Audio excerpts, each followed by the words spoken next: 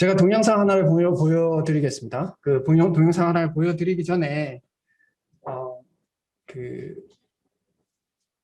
이 동영상에서 보여질 것이 흰 옷을 입은 사람과 검은 옷을 입은 사람들이 이제 공을 주고받습니다. 그래서 여러분들께서 흰 옷 입은 사람, 반드시 흰 옷 입은 사람이 공을 몇 번 주고받는지를 세우셔야 합니다. 예.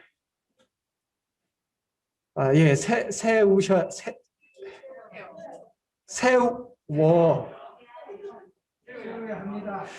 그렇습니다. 예. 꼭 그렇게 하셔야 돼요. 꼭 그렇게 하십시오. 제가 물어볼 겁니다. 그래서 그걸 맞히시는 분에게 제가 만족할 만한 선물을 드리도록 하겠습니다. 꼭 맞추셔야 돼요. 그 집중해서 몇 개인지에 대해서 맞추셔야 합니다. 그리고 방송실에서는 이제 녹화해 주시고 공유해 주시면 감사하겠습니다.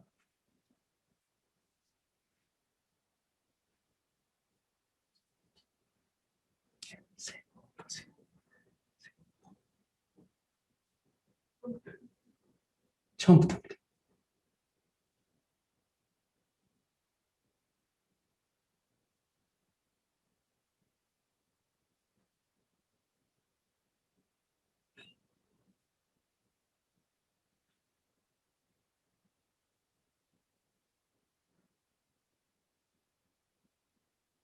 자, 예. 16번.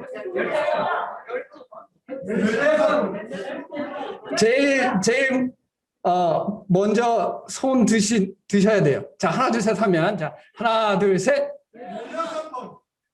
손을 들고 얘기를 하셔야죠. 반칙입니다. 그러시면, 예, 정답을 알려드릴게요. 지금, 광현시 현재님. 13번. 죄송합니다. 예, 박전문 모치님. 15번이에요. 15번. 15번입니다. 자, 비디오를 한 번 더 틀어주세요. 자, 이제는 숫자 세지 마시고 비디오를 보십시오. 여러분, 이거 세는 동안에 고릴라를 보셨습니까? 고릴라를 보신 분들 손 들어봐요. 나머지는 고릴라를 못 보셨죠?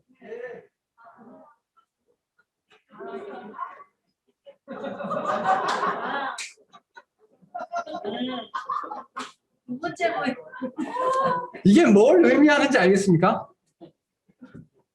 우리가 똑같은 현상이에요. 이 현상은 똑같이 일어나고 있었어요. 그런데 첫 번째 동영상을 봤을 때는 보통 통계상 반 정도가 고릴라를 못 봅니다. 반 정도는 못 봐요. 근데 고릴라는 거기 있었습니다. 사람이 가지고 있는 인지 능력의 한계라고들 이야기합니다. 이게 사실 시카고 대학에서 인지 심리학을 할 때 실험을 한 거였어요. 실험을 했을 때 진짜 50% 정도는 이렇게 숫자를 세로하고 이야기하고 50% 정도는 고릴라를 발견하지 못합니다. 자, 저는 이 실험을 보고 뭘 느꼈냐면 믿음이 이와 같다라는 생각을 해봤습니다. 하나님이 계세요. 만물 가운데 하나님이 계신 걸 우리가 믿습니다. 그러나 지구상에 있는 많은 사람들이 그것을 또한 믿지 않아요. 믿음이라는 것이 결국 우리로 하여금 무언가를 볼 수 있게 합니다. 다른 이들은 못 봐요. 믿음을 가진 사람만이 볼 수 있습니다. 우리가 이것을 기억할 때 과연 우리의 삶이 무엇이 되어야 되는지 생각해 보게 됩니다. 제가 오늘 말씀은 이제 2주간 그 상황에 맞는 주제의 말씀을 나눴습니다. 3.1절에 관련된 말씀을 나눴고 또 설과 관련해서 또 나눴고요. 그러나 지금은 오늘 다시 이제 리더십에 대해서 이야기를 해가려고 합니다. 그럴 때 주제가 이제 리더십의 보상이라는 주제로 말씀을 나누고 싶은데요. 우리가 이때까지 리더십에 대해서 이야기할 때 마음속에 눌림이 있으셨죠? 되게 힘들다. 이래서 리더 하겠나? 왜 이렇게 힘든 일을 하고 고통스러운 일을 왜 내가 해야 되나? 라는 생각들을 하셨을 겁니다. 많은 리더들이 그런 생각들을 해요. 세상의 리더는 어떤 성공을 하면 자신에게 떨어지는 것이 굉장히 많습니다. 성공을 했을 때. 돈이나 부나 명예나 권력 등이 자신에게 따라오게 됩니다. 그래서 세상에서는 리더가 되고자 해요. 그래서 부모님들 자식 가르칠 때 뱀의 머리가 될지언정 용의 꼬리는 되지 말라라고 가르치잖아요. 많은 사람들이요. 그래서 그 학원이나 이런 데 보면 이런 얘기들 종종 많이 해요. 리더십. 세계 글로벌 리더로 성장시키자. 리더로가 되는 걸 굉장히 바래요. 그러나 영적인 일들에 대해서는 우리가 약간 한 발자국 물러나는 것을 보게 되잖아요. 적어도 상대적으로 봤을 때 영적으로 리더가 되는 것에 대해서 우리가 육신적인 리더가 되는 것만큼 열정이 없는 것은 우리가 발견하잖아요. 왜 그럴까요?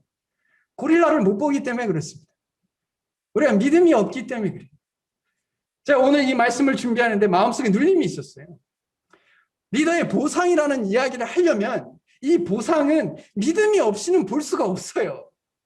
그러니까 믿음 없이는 볼 수 없는 내용을 이야기하려고 하니 먼저 우리가 기억해야 될 것은 믿음이 무엇인가에 대해서 믿음 없이는 아무도 리더의 삶을 살고자 하지 않을 겁니다. 성경 말씀에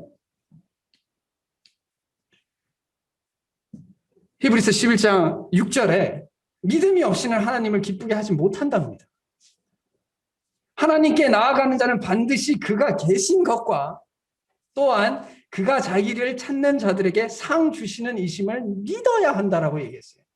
리더의 보상은 결국 믿음이 없으면 그 보상을 볼 수 없습니다. 그래서 우리가 스스로를 생각해 보았을 때 내가 좀 더 남들보다 좀 더 귀찮은 것, 남들보다 좀 더 자존심 상하는 것, 남들보다 좀 더 희생해야 하는 일에 대해서 왜 하냐라고 물어봤을 때 믿음이 없이는 우리가 이걸 안 합니다. 여기까지 동의가 되나요? 네, 믿음이 없이는 우리가 이 일을 하지 않아요. 그래서 믿음의 보상은, 결국 리더의 보상은 우리에게 믿음이 있다라는 것을 전제로 할 때 의미가 있는 겁니다. 그래서 제가 오늘 이 말씀을 전하기 전에 여러분들에게 진짜 말씀드리고 싶은 거예요. 우리가 믿음이 있다는 걸 전제로 이야기를 할 수 있을까요? 그게 돼야지 제가 이야기를 계속 할 수가 있습니다. 여러분들, 우리가 하나님 계신 것과 우리가 그분을 찾고 그분에게 나아가고 그분을 위해서 사는 것이 상 받을 만한 가치 있다라는 것을 믿으세요? 안 믿으면 저 이제 그만하고 이제 얘기 안 하고. 믿으십니까? 믿으셔야 해요. 우리가 본 것처럼 고릴라가 없는 게 아니에요. 우리가 못 본 겁니다. 믿음이 없어서. 그래서 믿음이 있어야지만 우리가 리더로서 섬겨갈 수 있는 겁니다. 믿음은 바라는 것들의 실상이요 보이지 않는 것들의 증거라고 분명히 얘기하고 있습니다. 세상에 많은 사람들은, 믿음이 없는 사람들은 봐야 할 것을 못 봐요. 우리에게 소망이 있다는 것을 보지 못합니다. 믿음은 우리에게 보이지 않는 것들이 있다는 증거를 제시해줘요. 이것이 없이는 우리가 주님을 위해서 어떻게 살아갈 수 있습니까? 우리가 주님을 위해서 사는 것은 결국 궁극적으로 끝까지 따져보면 결국 끝에 가면 우리에게 영적인 본질적인 유익이 있다는 것, 그 보상이 있다는 것을 믿기 때문에 그렇습니다. 그 보상의 내용이 다를 뿐이지 모든 사람들은 자신에게 어떤 식으로든, 그게 추상적인 유익이든 물질적인 유익이든 자신에게 궁극적으로 유익이 된다고 할 때 움직입니다. 당연합니다. 이게 속물주의가 아니에요. 당연한 거예요. 부모가 어린아이가 태어났을 때 왜 그를 돌봅니까? 그에게 어떤 유익이, 물질적인 유익을 받기 때문이 아니라 그냥 사랑하기 때문에 그게 나에게 유익이 되는 거예요. 그러니까 어떻게 보면 귀찮고 고통스럽게 하는 이 아이를 데리고 키우며 살아갑니다. 마찬가지예요. 우리에게 하나님을 위해서 살 때는, 그리고 그 번거로움과 수고로움과 어떨 때는 고통과 고난이 우리에게 다가오지만 우리가 주님의 일들을 해가고 리더의 삶을 살 수 있는 것은 우리에게 믿음이 있기 때문에 그렇습니다. 그 믿음이 있다라는 전제하에 계속 이야기를 해보겠습니다. 영적 리더십은 사람들을 움직여 존귀한 일을 하게 하는 것이다라고 말씀드렸어요. 결국 이 말은 내가 무엇을 존귀하게 여기느냐에 따라서 결정됩니다. 내가 이 땅에서 영화로운 삶을 사는 것이 존귀하다고 여기면 다른 사람에게 그렇게 하라고 가르칠 겁니다. 그렇게 하라고 권면할 거예요. 그렇게 하십시오. 그러나 나에게 있어 존귀한 것이 하나님이면, 하나님의 영광이면 사람들에게 하나님의 영광을 위해서 사십시오. 저도 그렇게 살기를 원합니다. 보십시오. 그렇게 살았을 때 우리가 정말 행복하지 않습니다. 행복하지 않습니까? 라고 얘기하는 겁니다. 그것이 영적인 리더십이에요. 뭘 존귀하게 여기느냐예요. 우리가 굉장히 좋아하는 말씀이 있습니다. 로마서 8장 28절입니다. 우리가 알거니와 하나님을 사랑하는 자 곧 그의 뜻대로 부르심을 입은 자들에게는 모든 것이 합력하여 선을 이룬다라고 이야기할 때 이 선이 무엇입니까? 나 잘 되는 거예요. 내가 병 안 걸리고 가난하지 아니하며 사람들로부터 인기 있고 자식들 좋은 대학 가고, 이것이 선입니까? 우리에게 있어서? 그것이 선이라면 그것을 바라보고 모든 것이 합력하여 선을 이룰 것이다라고 그걸 기대하고 교회 생활을 하거나 신앙 생활을 한다면 실족합니다. 왜냐? 반드시 그런 일이 오거든요. 반드시 우리의 삶에 시련이 옵니다. 존귀함에 대해서 하나님 앞에 존귀함의 정의를 무엇으로 정의하느냐에 따라서 우리의 신앙의 본질이 드러나게 됩니다. 모든 것이 합력하여 선을 이룬다라는 그 말씀의 그 다음 구절을 우리가 잘 몰라요. 하나님이 미리 아신 자들을 또한 그 아들의 형상을 본받게 하기 위해서라고 이야기합니다. 결국 이 말은 하나님께서 말씀하시는 선이라는 것은요, 결국 우리가 하나님의 그 독생자 아들의 형상을 닮아가는 것이 선이에요. 이것이 존귀함입니다. 이것이 리더가 품어야 할 마음이다라는 거예요. 이것이 그리스도인들이 품어야 할 마음이라는 겁니다. 성경에서 분명하게 선이 무엇이냐라고 물어봤을 때, 너희들에게 가장 존귀한 것이 무엇이냐라고 물어봤을 때 예수 그리스도를 닮는 것입니다 라고 이야기하는 겁니다. 그래서 우리가 서로 권면해가고 서로를 독려할 때 결국 우리가 이렇게 하는 거예요. 우리 다 같이 예수 그리스도를 닮아갑시다. 그렇게 해갑시다. 그것이 정말 존귀한 것입니다. 존귀한 인생입니다 라고 이야기하는 겁니다. 이런 삶을 살 때 보상이 있어요. 보상이 있습니다. 리더의 삶은 고단하지만 분명한 보상이 있어요. 자녀들에게 우리가 공부하라고 이야기합니다. 공부하는 거 힘든 거 다 알아요. 그러나 자녀들이 그래도 공부하려고 합니다. 왜냐? 보상이 있거든요. 그래, 공부하면 그래도 뭔가 보상을 얻는다고 생각합니다. 그러니까 힘들지만 그 일을 해가요. 그리스도인의 삶도 마찬가지입니다. 우리에게 보상이 있습니다. 보상들에 대해서 이야기를 해보도록 하죠. 저는 이렇게 생각해요. 여기 계신 분들 다 각자의 자리에서 그것이 크든 작든 보이든 보이지 않든 남에게 드러나든 그렇지 않든 리더의 삶을 살고 계시다라고 생각합니다. 각자의 삶 가운데서요. 부모는 부모로서 당연히 리더입니다. 그 가정에서. 2명만 있어도 1명은 리더예요.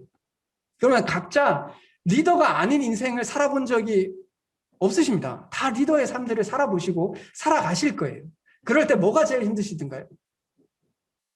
뭐가 제일 힘들까요?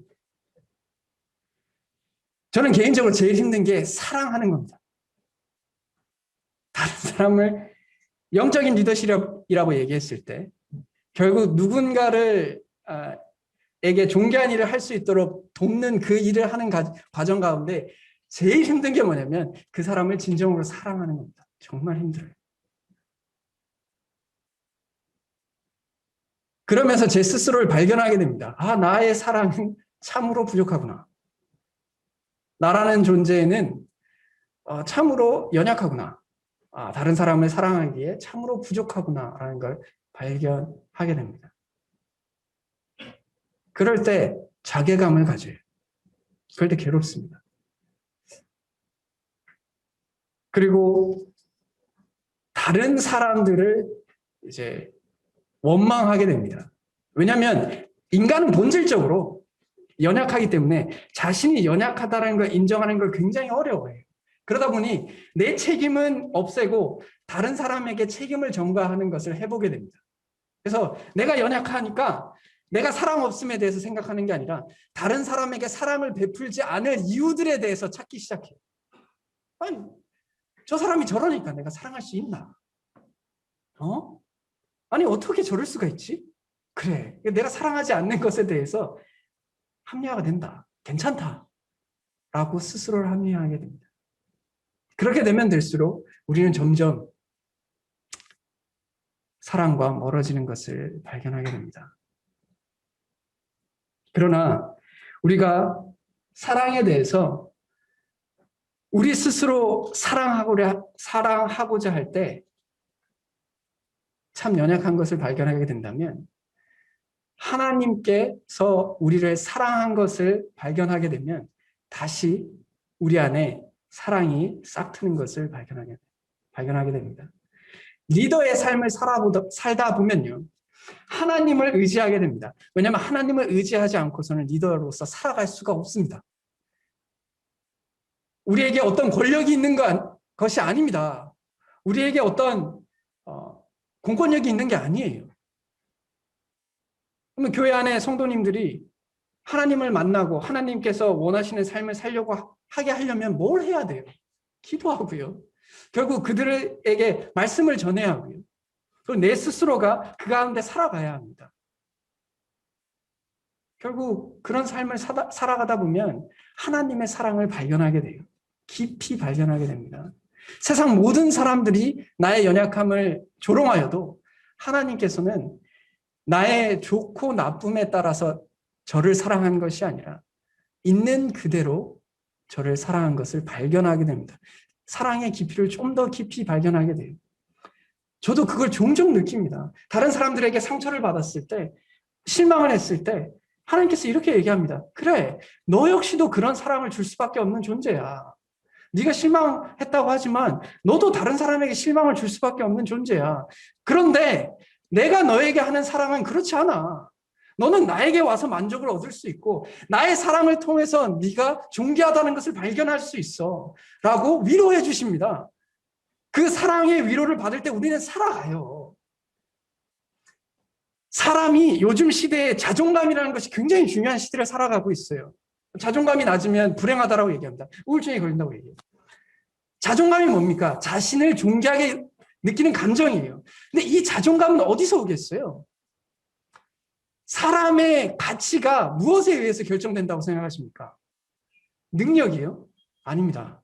우리는 모두 갓난아기 때부터 시작했어요. 갓난아기의 가치가 뭐가 있겠어요?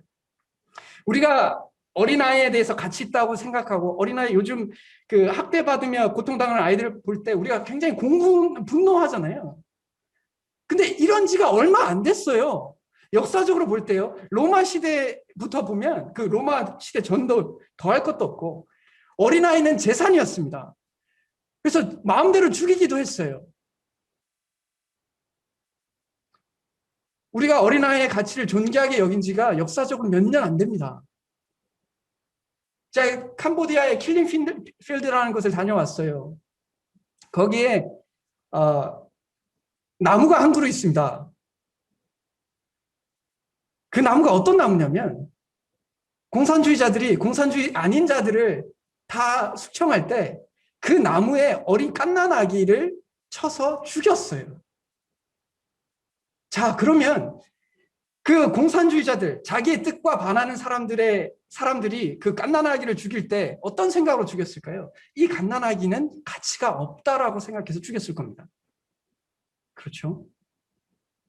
결국 누군가의 존귀함은 타인의 다른 누군가에 의해서 그 사람이 존귀하게 여겨지는 사랑 때문에 존귀해지는 겁니다. 톨스토이가 이렇게 말했습니다. 사람이 무엇으로 사는가? 정답은 사랑으로 산다는 겁니다. 우리가 누군가의 사랑이 없이는 우리는 존귀한 존재가 아니에요. 그래서 하나님께서 우리를 사랑하신다라고 이야기하십니다. 그렇기 때문에 우리가 존귀한 거예요. 그것을 이해하면, 그것을 받아들이면 삶에 만족이 생깁니다. 열등감과 우등감 가운데 괴롭게 살지 않아요. 내가 이렇게 해야지만 하나님의 사랑을 얻는다. 그렇지 않습니다. 이미 사랑하세요. 리더의 삶을 살면 그런 사랑을 정말 최전선에서 경험하게 됩니다. 하나님, 당신이 나를 온전하게 사랑하시는군요. 내가 슬퍼할 때도, 나의 연약함 가운데 고통할 때도 당신께서는 나와 함께 고통하심으로, 긍휼히 여기심으로 저를 사랑하셨군요. 라는 것을 발견하게 됩니다. 제가 최근에 제 아내와의 삶 가운데 그것을 발견했습니다. 저의 연약함에도 하나님께서 저를 얼마나 사랑하시는지를 아내를 통해서 발견하게 됐어요. 얼마 전이라고 하면 이틀 전입니다. 금요일 아침이에요. 제가 아내에게 잘못을 했습니다. 이게 무슨 일입니까? 웃어도 돼요. 잘못했어요. 제가 아내에게 잘못했습니다. 죄를 지었어요. 근데 제가 얼마나 괴로웠냐면, 굉장히 괴로웠어요. 그러니까 왜 괴로웠냐면, 아내에게 고통을 줬더라는 것도 괴롭지만, 나라는 존재가 이렇게 죄를 짓는구나. 그리고 그것에 대해서 부끄러운 거예요. 마치 아담이 처음 선악과를 따먹고 하나님을 피해서 숨은 것처럼 부끄러운 겁니다. 그래서 제 마음이 굉장히 불편했어요. 근데 아내가 저의 고통스러워하는 것을 알고 아내가 이렇게 얘기했습니다. 자, 당신 하나님께 회개했나요? 했지. 저한테 사과했습니까? 했지. 그럼 제가 용서를 했나요? 그렇지, 용서했다고 했지. 근데 왜 괴로우십니까? 라고 얘기해요. 그래서 제가 나의 부끄러움과 자괴감 때문에 내가 지금 힘들다. 그래서 아내가, 저는 이제 현관문에 이제 이제 신발을 신고 이제 현관문에 나가려고 있고, 이제 아내가 저를 이 기분으로 나가면 하루 동안 힘들 거를 알기 때문에 아내가 관계를 좀 회복하려고 노력하고 있는 거예요. 그래서 저는 문에 이제 서 있고 아내가 이렇게 얘기하는 거예요. 자, 이렇게 두 팔을 벌리면서 안아줄 테니 나에게 오십시오.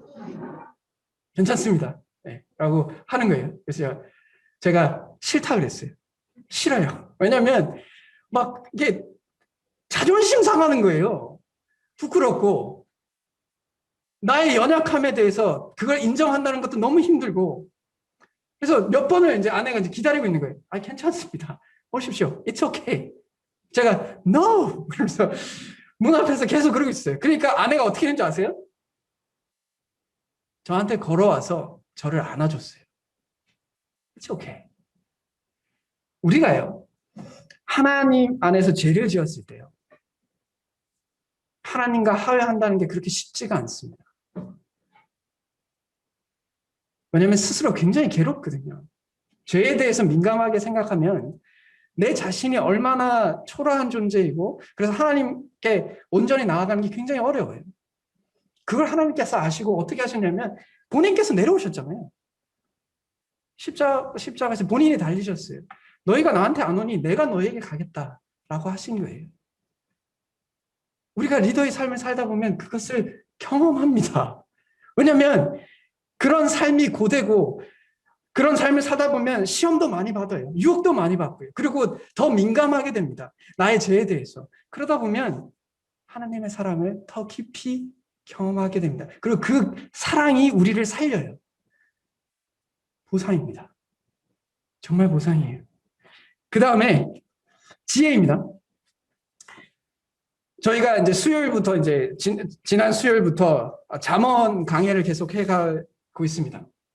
지혜에 대해서 이렇게 정의 내렸어요. 지혜란 우리가 존귀한 인생을 사는 능력입니다. 지혜 있는 사람은 삶을 존귀하게 살아요. 그렇기 때문에 하나님께서 잠언의 말씀에 여호와를 경외하는 것이 지혜의 근본이라고 이야기하였습니다. 그러므로 우리가 이 땅에서 어떤 삶을 살아갈까? 지혜로운 인생을 살아갈까? 여기 계신 분들 제가 물어보면 열에는 다 지혜롭기를 원하세요. 리더의 삶을 사십시오. 지혜로워집니다. 정말 그렇습니다. 무엇이 존귀한 것을 발견하게 돼요. 그리고 그 존귀한 삶을 이루기 위해서 어떤 것이 필요한지 발견하게 됩니다. 사람에 대한 통찰력이 생기고요. 미래에 대한 분별력이 생기기 시작합니다. 그리고 지식들이 쌓여가고요. 그리고 겸손해집니다. 우리가 제대로 리더의 삶을 살아가게 된다면요. 그래서 우리는 지혜가 생겨요. 그러면 인생을 의미 있게 살아갈 수 있게 됩니다. 우리에게 주어진 보상입니다. 또 유산. 네. 우리가 살면서 자녀들에게 혹은 주변 사람들에게 유산을 남겨주고 싶어 해요. 그게 인간의 본능입니다. 나의 다음 때의 사람들에게 무엇을 남겨줄까 고민해요. 무엇을 남겨줄 수 있을까요? 리더의 삶을 사는 사람들은 영적인 믿음의 유산들을 남겨줄 수 있어요. 모든 좋은 영적인 부모들에게 모두 영적인 좋은 자녀들이 태어나는 것은 아닐 겁니다. 그렇게 되는 것은 아닐 수 있어요. 그러나 적어도 나의 자녀의 영적인 성장에 나의 믿음이 자산이 될 수는 있습니다. 분명히 그렇습니다. D.L. 무디도 자신이 많은 사람들에게 영적인 유산들을 남기고 있을 때 자신의 아들인 윌이 신앙을 버립니다. 예일 대학교에 들어갈 때 신앙을 버려요. 그때 D.L. 무디가 엄청 괴로워했어요. 정말 괴로워하고 내가 다른 사람에게 하나님의 본을 보일 것이 무슨 의미가 있냐. 내 자녀가 하나님을 발견하지 못했으면 나에게 무슨 의미가 있느냐라고 이야기합니다. 다행히 나중에 그 윌은 다시 주님 품으로 돌아오게 됩니다. 그래서 그때 D.L. 무디가 뛸 듯이 기뻐했어요. 우리도 그렇습니다. 우리가 하나님을 위해서 존귀한 삶을 살아갈 때 그 삶의 흔적들이 분명히 있습니다. 분명히 있어요. 누군가에게 남아 있습니다. 그리고 그것은 놀라운 겁니다. 그건 우리에게 보상이 돼요. 저 자신도 두려울 때가 있습니다. 그리고 실제로 그 두려운 일이 한 달 전쯤에 일어났어요. 2월 초쯤이었습니다. 아내가 저를 불렀어요. 내가 오늘 충격적인 이야기를 들었다. 무엇입니까? 노아가 교회가 싫다라고 얘기했다. 교회가 싫어. 저로서는 충격이었어요. 저의 자녀가 교회가 싫다라고 얘기했다는 겁니다. 교회 성도님이 싫다고 해도 마음이 아플 텐데 제 아들이 싫다는 거예요. 그래서 제가 이대로 두면 안 되겠다 해서 그 주일이었어요. 그러니까 오는 주일이었죠. 그래서 주일날 교회 일정이 다 마무리되고 노아 손을 잡고 아이스크림을 사준다고 하면서 그 아이스크림 가게까지 걸어갔습니다. 걸어가면서 이렇게 얘기했어요. 아들아, 교회가 싫어? 그러니까 노아가 이렇게 얘기합니다. 교회가 싫은 게 아니고 아버지가 교회에 오랫동안 있다 보니까 나랑 놀 수 있는 시간이 없어서 그게 싫어라고 이야기를 했어요. 제가 그때 제가 제 나름대로 노력한다고 했거든요. 이제 아이들을 보고 그런 부분들에게 시간을 분배한다고 했는데 이 아이에게는 아직 그 부분이 부족하구나라는 생각이 들었어요. 그랬을 때 이런 생각이 들었습니다. 이 아이에게는 나의 자녀들에게는 나를 통해서 하나님을 볼 수밖에 없구나. 아직까지 이 아이가 좀 더 자라면 이해할 수 있는 수준들이 생기겠지만 지금으로서는 그냥 내가 어떻게 행동하느냐에 따라서 하나님이 어떠한 존재인지를 발견하겠구나. 더 깊이 깨달았어요. 그래서 노아에게 그래, 내가 어떤 조치를 취하도록 하마. 네가 어린이집에 와서 잠자기 전까지는 내가 어떤 회의나 네가 자고 난 다음에 어떤 회의를 하든지 최대한 그렇게 하도록 하겠다. 노아는 아마 이 말을 기억하지 못할 겁니다. 자신이 저에게 이런 말을 한 것도 기억하지 못할 거예요. 저는 기억합니다. 제가 뭐 어떤 영광스러운 일을 할지는 모르겠지만 제 자녀가, 저의 가정이 하나님 안에서 바른 삶을 살지 못한다면 저는 주님 앞에 고개를 들 수 없을 거라고 생각합니다. 우리에게 그런 리더의 삶을 살아갈 때 주님께서 우리에게 유산을 주세요. 우리의 자녀들에게 또 우리의 주변 사람들에게 믿음의 흔적들을 남길 수 있는 영광을 줍니다. 그건 참으로 존귀한 것이다 라고 생각합니다. 네 번째는 찬양입니다. 이것은 요한계시록에 보면 하나님 앞에 면류관을 받는 것이 나옵니다. 착하고 충성된 종으로서 하나님께서 면류관을 주세요. 그리고 24장로들이 그 면류관을 던지며 이 모든 것이 주의 은혜다라고 이야기합니다. 주에게로부터 왔다라고 이야기합니다. 자, 이 말을 한번 깊이 묵상해 볼게요.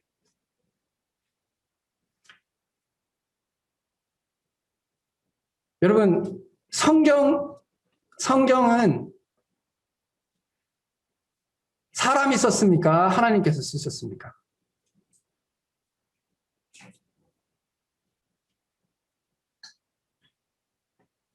성경은 사람이 50%를 쓰고 하나님께서 50%를 썼습니까?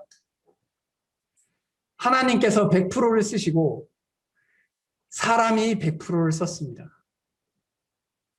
이것은 놀랍게도 하나님께서 역사하시는 섭리예요. 참 신기합니다. 우리가 어떤 일을 할 때, 우리가 주님을 위해서 살아갈 때 100% 우리가 한 겁니다.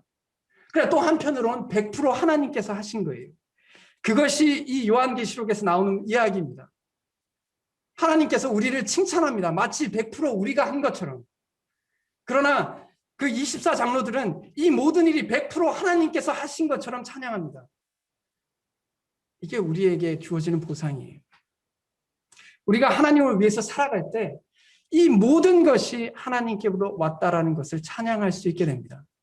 우리가 천국에 가게 됐을 때 그 모든 평안과 모든 유익과 모든 행복이 우리에게 주어질 것입니다. 우리가 그것을 얻기 위해서 하나님의 일을 하는 게 아니에요. 하나님을 섬겨가는 것이 아닙니다. 우리가 그런 일을 하는 것은 하나님께 찬양 드리기 위해서 하는 거예요. 주님을 위해서 살지만 내가 무언가를 선택하고 하나님께 나아가지만 결국 이 모든 것이 하나님으로 왔다는 것을 만천하에 온 우주에 선포하는 순간이 오게 됩니다. 그 순간에 우리가 할 말이 아무것도 없다면 부끄러울 것이다 라고 생각합니다. 그래서 우리의 보상은 그 마지막 때에 하나님 앞에서 충성된 존재라, 착하고 충성된 종이라는 칭함과 함께 우리가 그분께 찬양을 올려드릴 수 있는 그 순간입니다. 그 영원입니다. 그렇게 살 수 있는 것이, 그렇게 주님 앞에 찬양 드릴 수 있는 것이 우리가 가지고 있는 보상이에요. 이렇게 하나님을 위해서 살 때, 리더의 삶을 살아갈 때 하나님의 깊은 사랑을 이해하고 하나님의 지혜를 깨닫고 하나님의 유산을 얻으며 믿음의 유산을 다른 이들에게 전할 수 있으며 또한 하나님께 찬양을 올려드릴 수 있는 존재가 됩니다. 이 모든 유익이 믿음이 없으면 아무것도 아니에요. 전혀 매력적으로 느껴지지 않죠. 믿음이 없다면. 이게 뭡니까? 그냥 눈에 보이는 돈과 물질과 자존, 나의 지위가 더 중요하겠죠. 그러나 믿음이 있다면 이 모든 이 네 가지가 우리에게 동기가 될 것입니다. 소망이 될 것이고 기쁨이 될 것이에요. 우리 모두가 믿음 가운데 그리고 주님께서 주시는 보상 가운데 때론 힘들지만 때론 다른 사람을 원망하기도 하고 내 스스로를 원망하기도 하고 혹은 하나님을 원망하기도 합니다. 그러나 하나님 안에서 누리고 있는 이 복락과 이 보상과 이 기쁨을 바라보면서 우리는 회복될 수 있고 다시 그 길을 갈 수 있다고 생각합니다. 그렇게 우리의 인생의 여정을 계속해서 걸어갈 수 있는 저희들 되기를 간절히 원합니다. 다 같이 기도하겠습니다. 하나님 아버지 은혜를 감사합니다. 우리가 원래 하나님의 존귀함을 보지 못하던 자들이었습니다. 하나님을 알지도 못했고 찾지도 못하였습니다. 그러나 하나님께서 먼저 저희를 사랑하셔서 우리에게 오셔서 주님을 위해서 사는 것의 기쁨이 무엇인지, 주님 안에서 누리는 존귀함이 무엇인지를 발견하게 하여 주심에 참으로 감사합니다. 주님, 우리에게 믿음이 더욱더 자라나게 하셔서 하나님을 기쁘게 하는 자들 되게 도와주시고 주님께서 맡기신 소명들을 이루어 나갈 때, 리더의 삶들을 살아갈 때 주님의 사랑으로부터 위로받고 또 주님께서 주시는 지혜로 고난을 헤쳐나가며 또한 우리의 믿음의 삶들이 다른 이들에게 유산이 될 수 있도록 또한 도와주시며 그런 삶을 통해 주님께 찬양 드릴 수 있는 인생이 되게 도와주시기를 간절히 원합니다. 주님, 저에게 은혜를 베푸실 때 무엇보다 이 모든 것들이 존귀하게 여겨질 수 있는 믿음의 눈을 주시기를 간절히 간구드립니다. 그것이 우리에게 진정한 은혜인 것을 깨닫게 도와주시기를 간절히 간구드립니다. 우리에게 은혜 위에 은혜를 더하여 주시옵소서. 이 모든 것을 우리 주 예수 그리스도의 이름으로 기도드렸습니다. 아멘.